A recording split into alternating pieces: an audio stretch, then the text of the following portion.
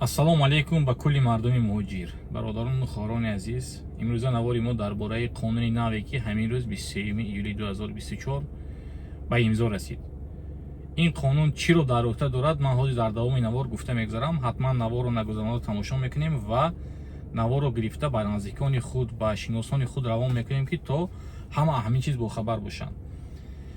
одамое ки навори мо маъқул нест, навори мо писандатон нест, мо дурӯғ мегӯем, мо одамои бесавод, метавонедтон ки навораи дигар кас, одамои саводнока тамошо кунеду даромада дар навораи мо қабех комментарияҳо намонед ки то фикри моям, фикри худатонам, вақти худатонам нагиред.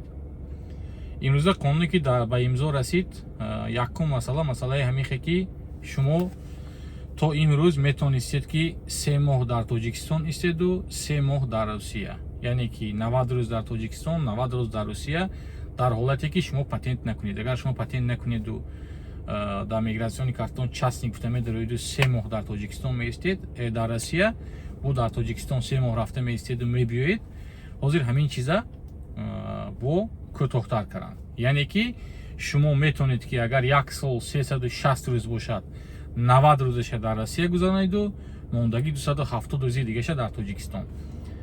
Яъне ки режиме ки буд 90 на 180 мегуфтам. ҳамина ҳозир дигаргунӣ ҳосил кардан ва шумо метавонед ки акнун 3 моҳ дар Россия истеду 90 рӯз, мондаги 270 рӯзи дар Тоҷикистон. Дар ҳамин ҳолат шумо қонунгузориҳои Россия вайрон намекунед. масъалаи дигариш, ба МВД иҷозат дода шуд ки без суд шуморо аз ҳудуди Россия хориҷ кунад. Яъне ки чӣ хел буд? Пеш бурда МВД шуморо 48 соат маҳкам мекард, баъди 48 соат суд мебурд, суд қарор мебаровард, ба қарори суд шуморо ё худашон бурда через намон спецприёмник бо забони русӣ центр временного содержания роӣ мекарданд, ё ки шумо худатон мегуфтанд ки давоми 1 моҳ ба ҳудуди Россияро тарк кун. ҳозир акнун чӣ хел шуд? Суд дар кор не, худи МВД ҳамин қарорро қабул мекунаду шуморо ё бурда худаш мефирсонад, ё ки мегӯяд ки 1 моҳ ту ба вақте ки ту аз Россия баромада бировӣ, дар он ҳолате ки агар шумо қонунгузории Россия вайрон кунед. сеюм масъала, кортаҳои бонкии худомо. корти бонкии шумо метавонед ки дар давоми 1 моҳ 30,000 пул гиред аз картатон. дар ҳолате ки агар шумо регистратсиятон набошад ё муҳлаташ тамом шуда бошад, вақте ки шумо ноқонунӣ дар ҳудуди Россия қарор доред, метавонед ки аз кортаи худатон 30,000 пул гирифтатонед. масъалаи дигараш ҳамин ки ҳуҷҷати ронандагии тоҷикӣ. ҳозир шумо метавонед ки мошини худатонро ҳайкара гардед дар ҳудуди Россияю, не ки кор кардан ва ҳақ надоред. акнун барои ҳайкара гаштан ҳам шумо ба дар база яъне ки ограничение меистад. ограничение ҳамин ки муҳлати праваи шумо қатъ карда мешавад то он ҳолате ки шумо муҳлати будубоши худатона қонунӣ мегардонед дар ҳудуди Россия. шумо дар дастатон регистратсия доред. регистратсияи шумо ҳамун одамо кара мегаштаги Казанскию дигар ҷоҳою не ки праватон кор меомад. ҳозир акнун вақте ки гаи шумои гирон аз ҳамин рӯз эътиборан дар базаш мезанад, шумо праватон уже бекор мешавад дар ҳудуди Россия. масъалаи дигараш ҳамин ки акнун одамое ки ноқонунӣ дар ҳудуди Россия қарор доранд, ҳамашон дар реестри спискаи ҷудоӣ меистанд ва ба фикри ман ба телефонҳои мобилии шумо тариқи SMS паём мебиёд ки шумо уже бар ҳамин списка ғалтидед гуфта. мо ё намебиёд ё мебиёд, аниқ не ки қонун гуфта шудаи ки шумоя бояд огоҳ кунанд гуфта. акун ин огоҳ мекунанд намекунанд, инаш дасти худошон ба. ҳамин қонун дар ҳамин рӯз қабул шуд. ҳамин рӯз ки қабул шуд, кор ба дар омад. масъалаи дигар, масъалаи аэропортҳо. аэропортҳо ҳозир бисёр мушкил шудагӣ. одамои сутка 3 сутка 4 сутка дофта ҷавоб додасиянд бе сабабу бе ҳичи сабабаша нагуфта. одамое ки ВНЖ дорам, мина дорам, патентошон буд, мина буд, фарқаш не мефирсонанд Тоҷикистон.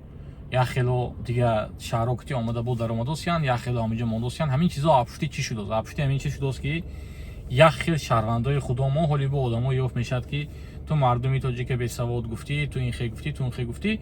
Хай он чизе ки ҳаст ман мегӯям, он чизе ки нест ман гуфтан ба ҳақ надорам.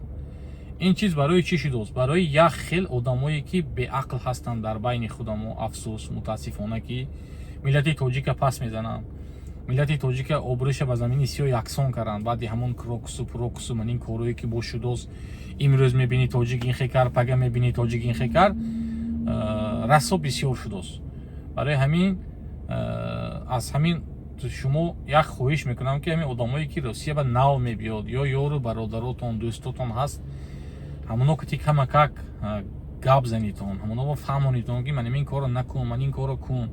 Дар омада телеграму пелеграму ҳар як ҷо ба ҳар хел комментарияҳо намонитон ки дарди сари худотон мешавад. Барои якта комментарийчаи шумо метавонад ки шумо бурда 5-6 сол дар зиндон шинонад. Бо худатон майлаш дигар халқе ки инҷа ба умеди зиндагӣ омадагӣ, зиндагии хубу осудаи худаша вайрон мекунад. инҷа ба бисёр тоҷикое ки шаҳрвандии Русия доранд, кӯдакошон мактаб мерад, боғча мерад, ҳамин ҷоҳо бо ҳамон ки ту гӯд ман тоҷик гӯдагар аз пушти ҳамин кору қилиқи одамое ки беақл мекунанд ҳамин короя сарошон хам мешавад.